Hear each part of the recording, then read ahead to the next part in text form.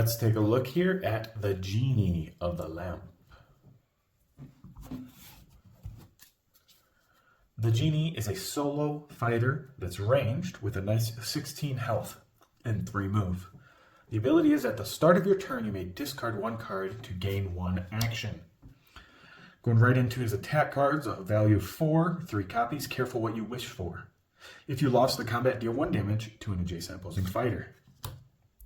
I am freed. Attack 3, 2 copies, place the Genie in any empty space. Then deal 1 damage to each adjacent fighter. Imprisoned Wrath. After combat, you may discard 2 cards to deal 2 damage to an adjacent opposing fighter, 2 copies. Your wish is my command. Attack 3. If you won the combat, you may discard 2 cards to gain 1 action, 2 copies of that as well.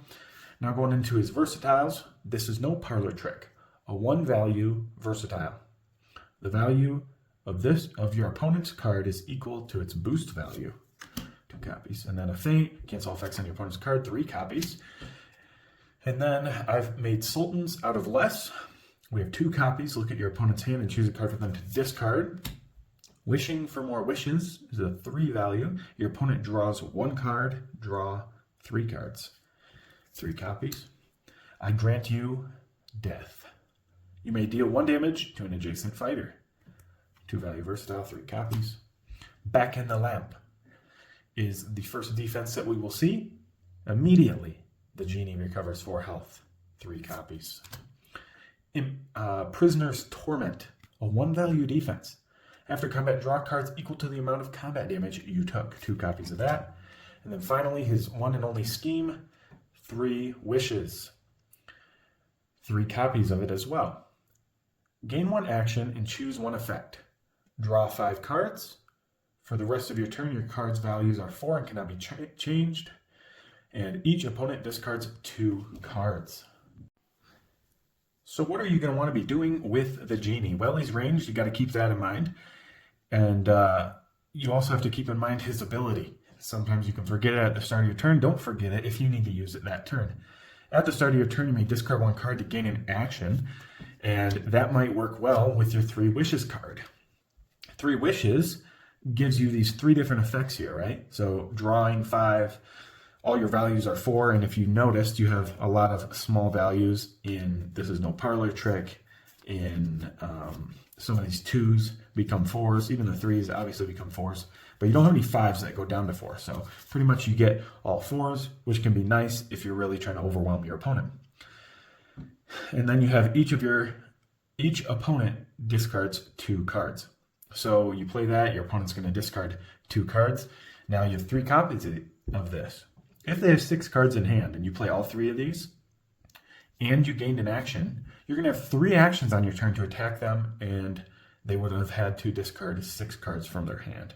Most people don't usually have 6 cards in their hand for the majority of the game, so your opponent, knowing about this card, might want to keep cards in their hand. But if you keep the pressure up, you'll be able to catch them where they don't have that many. And you don't always have to do just discard, right?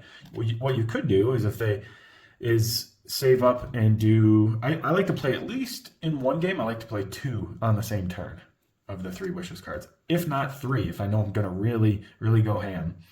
And so what I would do is make them discard 4, and then I would draw 5 or something like that. Or I do 1 of each of these things so that I get 5 new cards to work with. All of them are going to be 4 value, and my opponent will discard 2. And all that extra action from discarding at the beginning.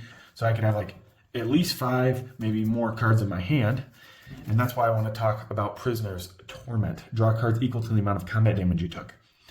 Sometimes when you know they're going to hit you with a big attack, you want to take that big attack because you got 16 health anyway, so that you can draw cards. Why? So that you can get these 3 wishes off. Your whole deck revolves around this card. Without this card, you are nothing. So make sure that you can at least get a couple of these off during the game to stand a chance. This will help you get that big turn, because what you're doing is working up to 1 or 2 big turns during your game. If not, 2 or 3 big turns is really nice, and you should be able to close out the game with that. You have cards like this as well that can help you draw new ones, because you're trying to draw and to cycle through. You have this one, which is nice to play at the beginning of your turn as a first attack action, and then do a second attack with something else because you get to look at their hand and choose a card from them and discard. Maybe you discard one of their defenses. Again, this one can be changed to a 4. So if you're hitting them with a 4 and you change the value of your opponent's card is equal to its boost value, usually most are 2. Sometimes you can catch people at 1 or even 0, depending on the character. Boost value, so you can hit them hard there. Then you have cards such as Your Wish is My Command. If you won the combat, you may discard 2 cards to gain an action. Now, if you're doing that and you have that slew of cards in your hand from Prisoner's Torment, you'll be able to deal 3 damage, or possibly 4, with the effect of 3 wishes, if you do that. And you'll be able to just discard 2, gain the action, discard 2, gain the action. And then you also have, of course, Imprisoned Wrath. That is, you may discard 2 cards to deal 2 damage to an adjacent fighter, so 3, 4, 5. You're really looking for an opening with Genie to deal a lot of damage. I'm Freed is good to get rid of some of the pesky sidekicks, because you deal 1 damage to each adjacent fighter, and you get to place the Genie in any empty space. So they got to watch where they place too. So that's a really nice card for that. That I usually don't play that when I'm using 3 wishes, unless I think they're going to run away, because then you can just chase them right down again. Because sometimes they might have a skirmish that gets them away and you won't be able to attack because they'll be out of your zone. But this lets you go and continue your string of attacks. Again, same for this one. I don't use it usually with 3 wishes unless it's like one of the last ones I use.